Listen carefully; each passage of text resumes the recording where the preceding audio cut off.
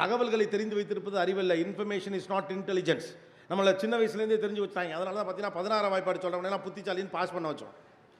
1330 திருக்குறள் தெரியும். இப்போ என்ன பண்ண போகிற அதை வச்சுக்கிட்டேன்?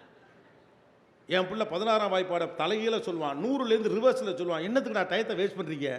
இப்போ எதுக்குன்னு கேட்டேன். 100 ரிவர்ஸ் என்ன? 1,64,32,333 இன்ட்டு 16,45,442 4ஆல் வகுத்து 7ஆல் பெருக்கி 23ஆல் கூட்டினா எவ்வளோ வரும்னு 12 செகண்டில் கால்குலேட்டரே சொல்லிடும்.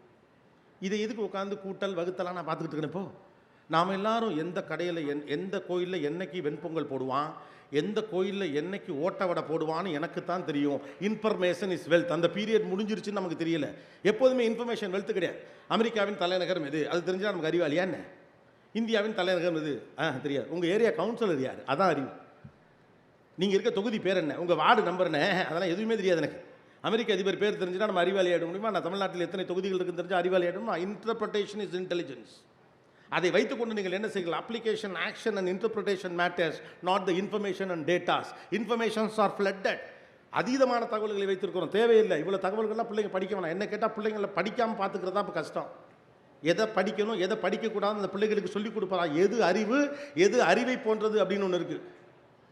கண்டதை படித்தவன் பண்டிதனாவான். அப்போல்லாம் ஆக முடியாது. தேர்வு செஞ்சு படிக்கணும். படிக்கிறதுக்கு எஃபர்ட் போடணும். இவ்வளவு ஸ்டால்ஸ் எதுக்கு? இவ்வளோ வெரைட்டி, இவ்வளோ புத்தகம் லட்சக்கணக்கில் ஆயிரக்கணக்கில் எதுக்கு வந்திருக்கு?